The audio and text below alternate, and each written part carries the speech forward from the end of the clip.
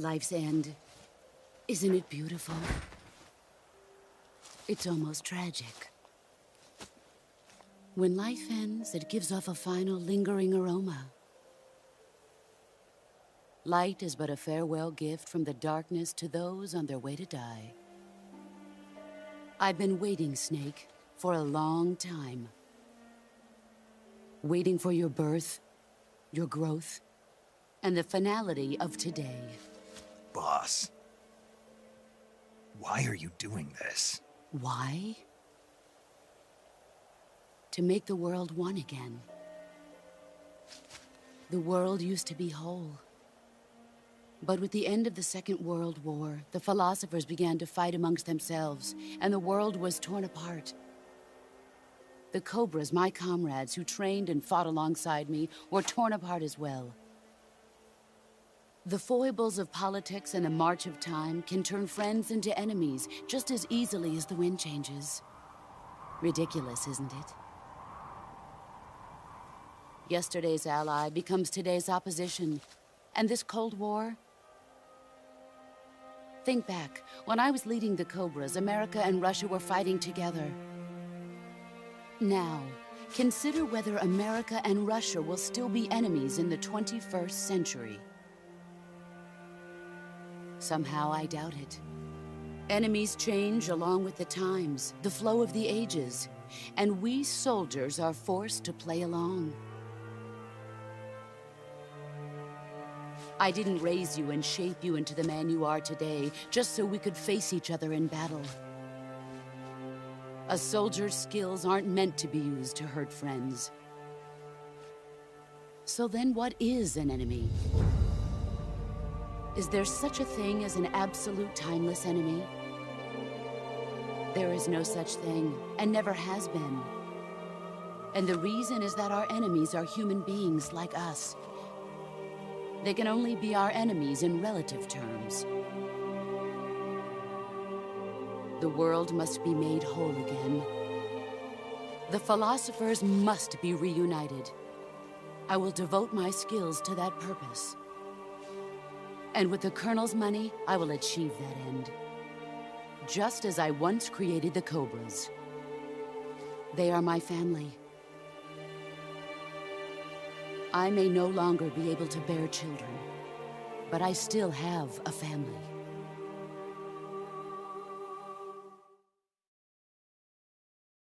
It was November 1st, 1951. I was in the Nevada desert participating in atomic testing. The name Nevada is derived from Spanish, covered in snow, white as snow. And snow is exactly what I saw in that Nevada desert. It froze my blood white. Snake, you were an atomic test subject, weren't you? On Bikini Atoll. That's part of the reason I was drawn to you. You and I are alike. We're both slowly being eaten away by the karma of others. We'll never have the chance to die peacefully of old age. We have no tomorrow. But we can still have hope for the future. In 1960, I saw a vision of the ideal future from space. 3 years earlier, the Soviet Union had succeeded in launching Sputnik, the first man-made satellite in history, into orbit. This came as a huge shock to the United States. In response, America threw everything it had into its own manned spaceflight project, the Mercury program. Even as the Soviets seemed poised to send their first man into space, America was still experimenting with chimpanzees and rockets. The government wanted human data. So they secretly decided to send a human being into space. I was the one they chose. At the time, they didn't have the technology to block out cosmic rays, and whoever they sent up would inevitably be exposed to heavy radiation.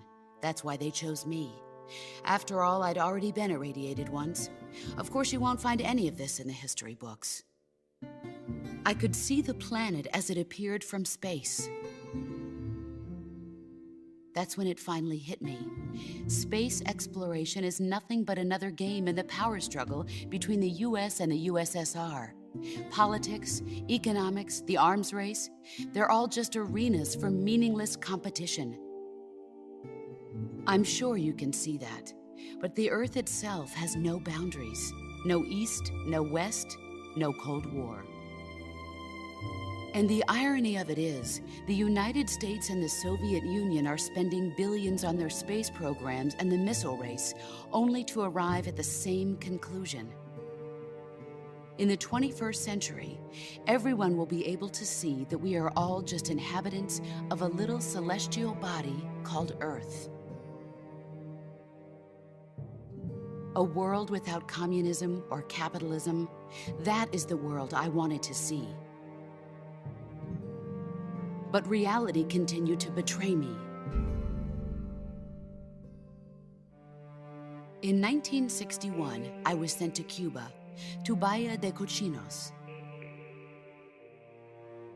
It was part of a CIA-sponsored invasion under the guise of taking Cuban exiles back to their country. But the US government betrayed them. Our weak-kneed president held back their air support. Defenseless, the exiles were annihilated by the Cuban army. All I could do was watch in silence. I was set up by the very country I'd sacrificed so much for, by the very government I dedicated my life to defending. I was driven from the surface world, and I went underground. Then, 2 years ago, I faced the Sorrow, my old comrade in battle. He was my friend. But one of us had to die. I was left with no choice. The Sorrow gave his life for me. There is no enmity between us. One must live, and one must die. That was the mission. The ones who gave me that mission were the philosophers. Early in the 20th century, the true holders of power in the United States, the Republic of China, and the newly formed Soviet Union gathered together in a secret meeting that would later be known as the Wise Men's Committee. The secret pact they formed there marked the beginning of the philosophers. But the last of the original members died in the 1930s. After that, the organization began to run out of control, and the Wise Men's Committee degenerated into a mere shell of its former self. The philosophers of today have no sense of good or evil. Their influence extends to countries and organizations involved in every aspect of every war. They have become war itself. That's how they operate. The sacrifices of war cause a shift in the times. This shift leads to renewed conflict, and in turn triggers the next war. Like a nuclear chain reaction, each conflict sparks countless others, forming an endless spiral that will continue on for eternity. Do you understand what I'm saying, Snake? By consuming me and you, the philosophers intend to keep that cycle going forever. It was my father who explained all of this to me. He was one of them. You see, I am the last remaining child of the philosophers. But after he revealed the truth, my father was killed by that same shapeless, formless organization. And my father isn't the only thing the philosophers have taken from me. In June of 1944, the Cobras and I took part in the landing at Normandy. We'd been given a top-secret mission to locate and destroy enemy V-2 rocket installations. I was pregnant at the time. The Sorrow was the father. I gave birth on the field of battle. A beautiful baby boy, But my child was snatched away from me by the philosophers.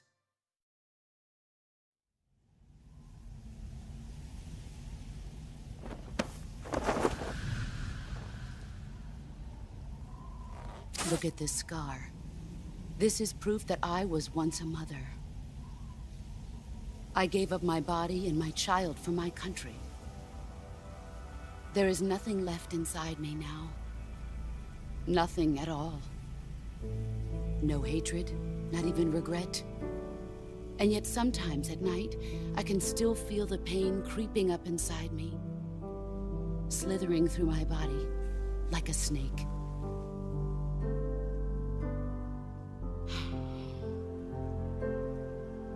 I've never talked this much about myself before. Thanks. Thanks for listening to me.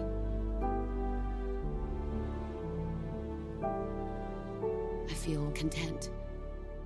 Snake, commence the operation.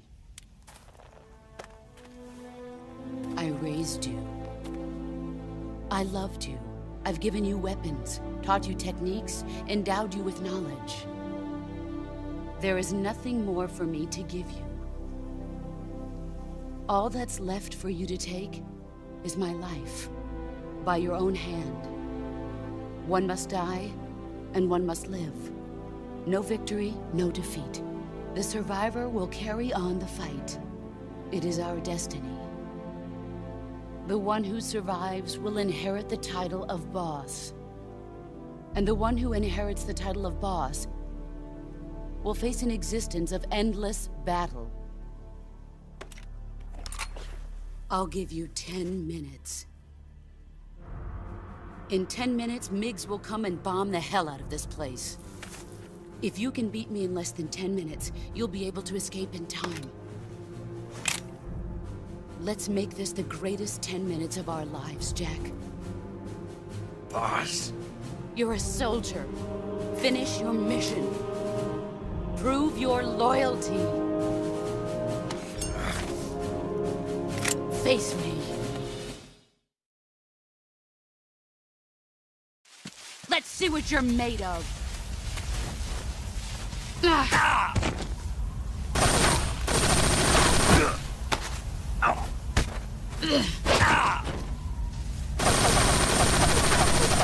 Move or you're dead.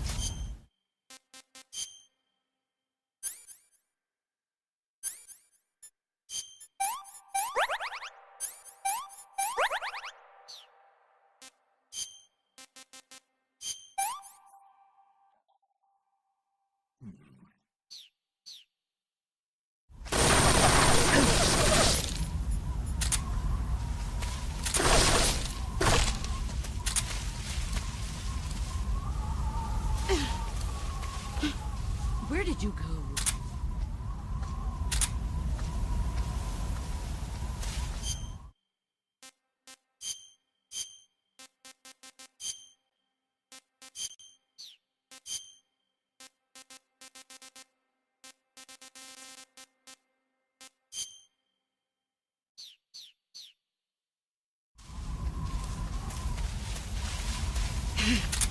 There he is.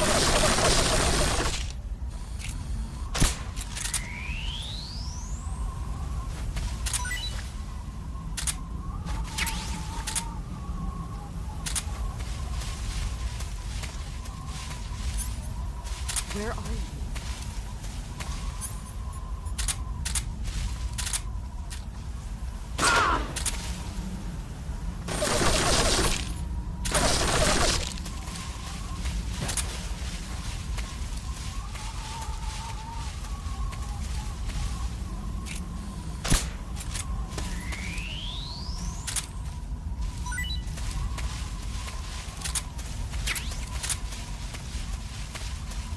Where did you go?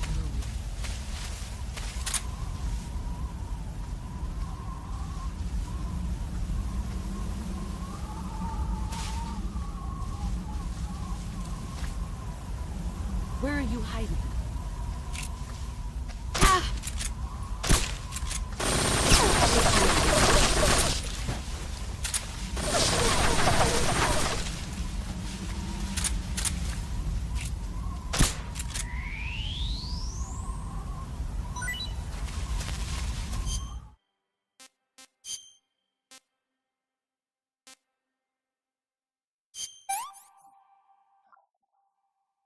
Not too bad.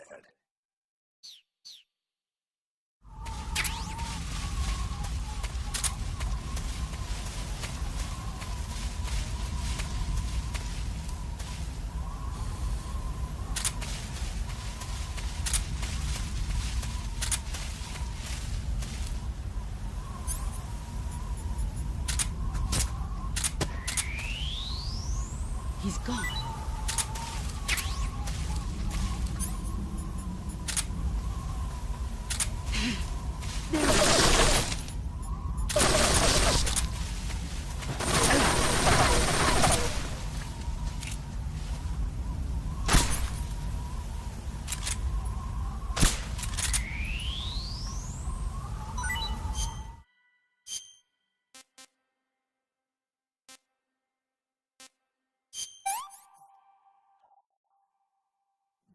Delicious.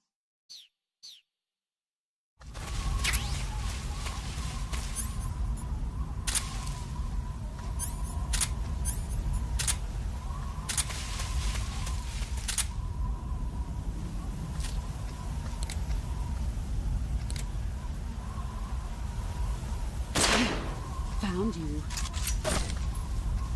I found you.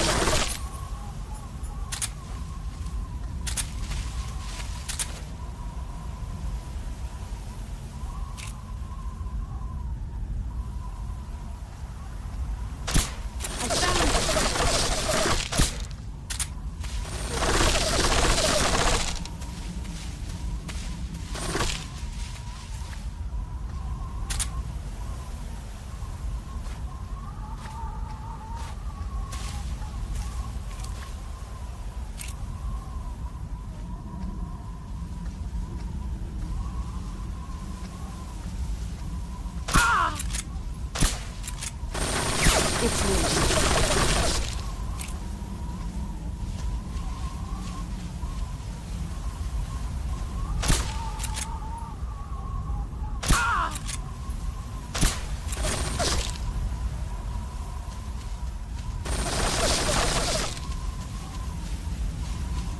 I told you that wouldn't work.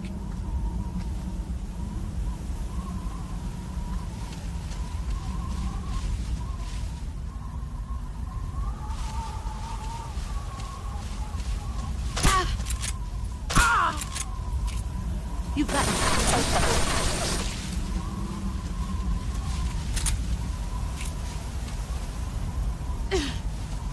Here I come.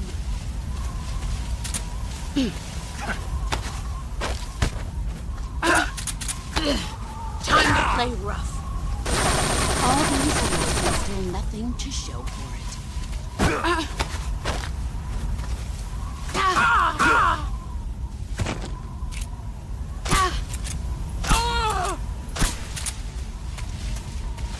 5 more minutes.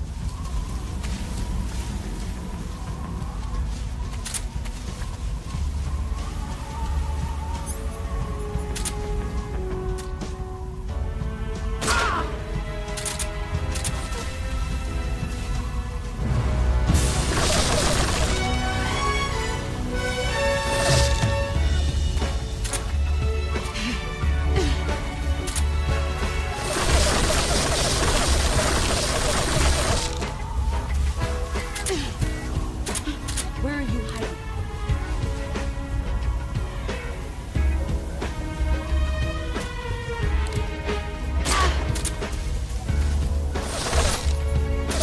Let's see what you're made of. Nice try. All these things to show for it. Run quick.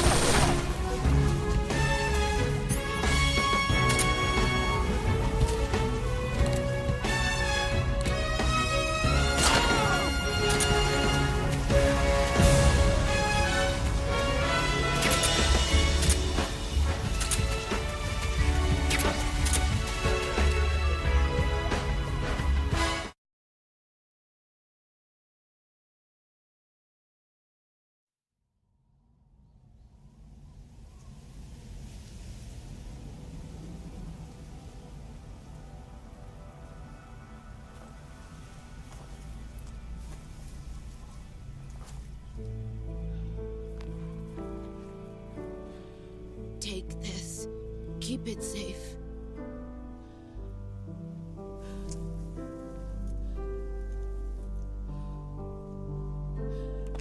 It's our only hope.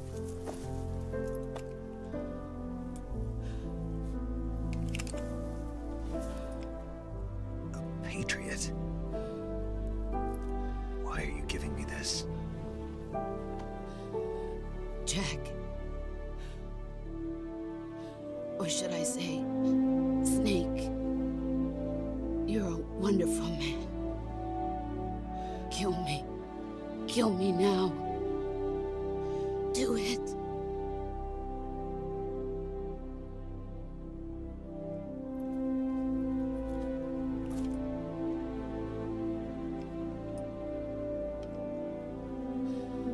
There's only room for one boss and one snake.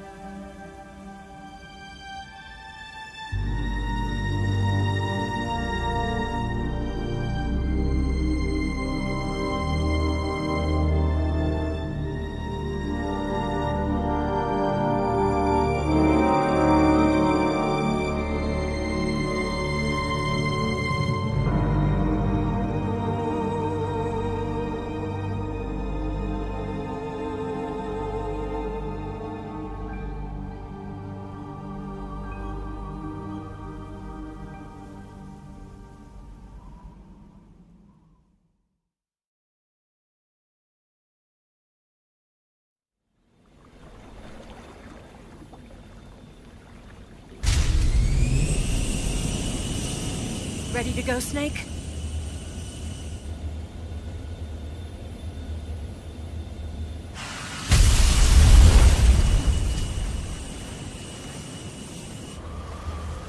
Are you okay?